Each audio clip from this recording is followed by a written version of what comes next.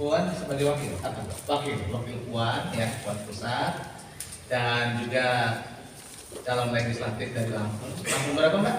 Lampung 1. Dan sebelah kanan saya ini 11-12 dengan Eko Patrio ya. Iya.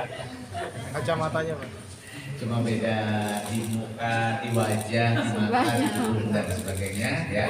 Dan alhamdulillah ya, kami Partai Amanat Nasional adalah partai yang sangat terbuka dan kita lintas gaul ya. Terbukti sudah banyak yang bergabung dengan kita dari PAN. Ada sudah banyak jenderal-jenderal yang masuk kemari, tokoh-tokoh akademisi, para seniman, budayawan, dan sekarang anak milenial. Udah milenial terkenal pula ya, yaitu Vera. Nah, kenapa sebenarnya sejarahnya banyak, biar nanti Vera yang cerita dan juga Mbak Putri kenapa juga ada di sini. Ini ada korelasinya, ada hubungannya karena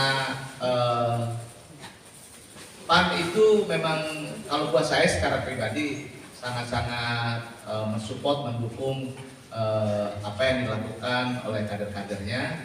Dan sebelum jadi kader, PRL ini banyak komunikasi sama Mbak Putri ya, kaitannya dengan masalah hal yang lain.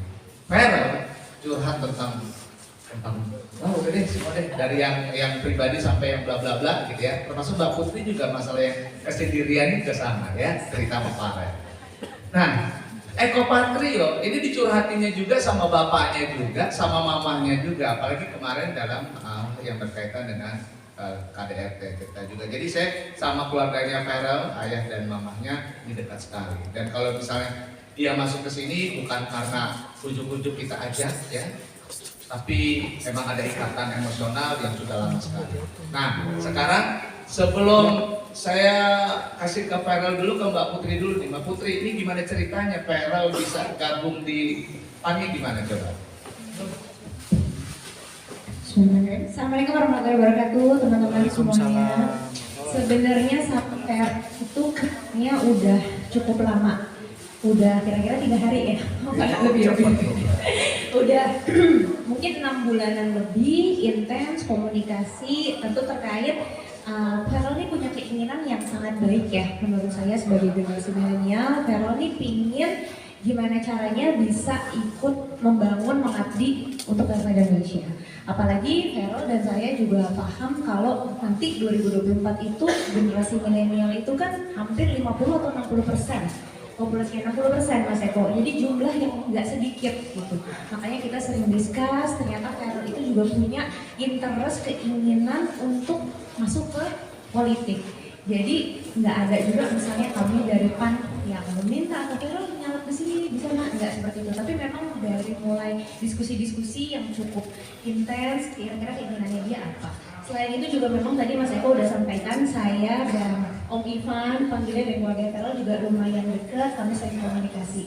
Jadi tentu kami dari PAN sangat welcome dan senang sekali Farel sebagai perwakilan dari generasi milenial bisa ikut serta untuk politik praktis. Mungkin begitu Mas Eko. Ya, terima kasih Mbak Putri. Dan saya surprise banget sama Farel. Farel tuh artinya ketertarikan sama politik tinggi. Dan yang kedua adalah apalagi kasus kejadian kemarin mamanya, ya, dia benar-benar bertanya sama saya, bertanya dengan Mbak Putri dan juga teman-teman yang lainnya berkaitan dengan kekerasan dalam rumah tangga, sikapnya bagaimana dan sebagainya, bagaimana berkaitan dengan mama dan juga nikahnya harus bagaimana dan sebagainya. Dia cerita sekali ya. Dan buat saya dia akan memperjuangkan hal seperti itu, padahal dia cowok ya, milenial, tapi interest banget dengan kekerasan dalam rumah tangga ya, karena kejadiannya bukan orang lain tapi dengan mamanya sendiri. Jadi buat saya mengapresiasi kaitan dengan itu. Nah sekarang Farel boleh cerita Farel ya, yang belum meeting saya ya, oke. Cerita ya, silakan. Assalamualaikum warahmatullahi wabarakatuh. Selamat siang semuanya. Siang. Pasti kalian semua banyak pertanyaan ke aku kan? Banyak. Bener nggak? Banget. Ya gitu deh, mau nunggu jawabannya sekarang apa nanti aja? Nanti aja. Mau sekarang aja? Sekarang. Ya udah deh, kalian mau nanya apa? Silakan aku jawab. Jomblo ya? Itu yang nanya adik aku sendiri keterlaluan ya di situ ya adik. Alasan sendiri gabung ke partai politik seperti apa? Oke, itu pertanyaan yang sangat bagus ya, yang pasti ditunggu sama teman-teman media semua kan. Oke, sebelumnya aku mau jelasin bahwa ada 3 alasan simpel kenapa akhirnya aku memutuskan untuk terjun ke dunia politik. Padahal mungkin kalau teman-teman pikir belakangan ini aku kan lagi sibuk di dunia entertainment ya, sibuk main sinetron, dan aku juga pikir aku lagi di masa-masa produktif aku, di mana lagi banyak project, banyak karya-karya yang bisa aku lakuin di dunia entertainment. Cuman kalau pertanyaannya adalah kenapa aku memilih untuk ikut berpolitik dan masuk partai politik, sebenarnya ada 3. Yang pertama, dalam hidup terkadang kita itu punya tujuan dan ada sesuatu yang menggerakkan kita.